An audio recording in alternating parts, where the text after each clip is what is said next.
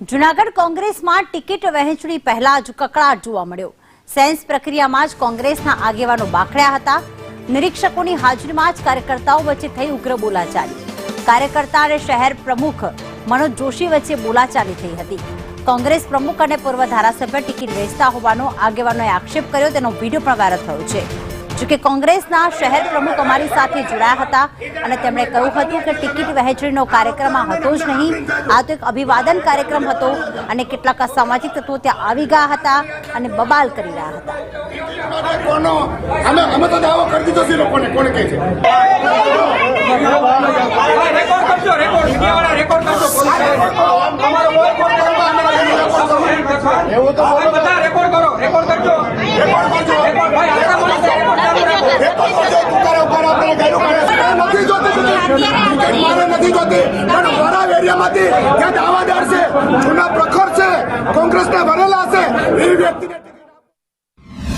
कांग्रेस में रजूआत करवा આવ્યો હતો કે ભાઈ કોંગ્રેસ પાર્ટી ટિકિટ દે તો દાવેદાર હોય એને ટિકિટ દે। આજે હું 30 વર્ષથી કોંગ્રેસ પાર્ટીનું કામ કરું છું, કોંગ્રેસ પાર્ટીને વરેલો છું, તે છતાંય મનોજ મને ઠકારે ઉકારે બોલે કે તું કોઈ હોદ્દેદાર નથી, નીકળી જા બહાર।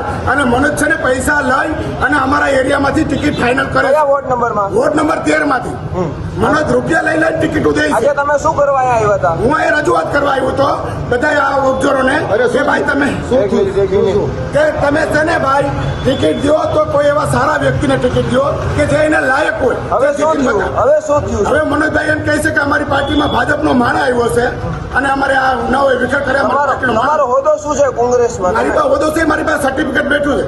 હું શહેરમાં મને આ લોકોએ કઈ નિમણૂક આપી હતી, મંત્રી તરીકે નિમણૂક આપી હતી, મારી પાસે સર્ટિફિકેટ છે અને એ સર્ટિફિકેટ 20 વર્ષ થયા છે। આપું તમને હું હોદ્દો બરોબર। અને આ ભાઈ કઈ માણા નથી, તે બાપુજીના કે ભાઈના કે કાકાના કે વિનુભાઈ અમીપરાના હસ્તાક્ષરો છે બરોબર। હું તમને બતાવીશ, હાલો તમે આ પોલીસ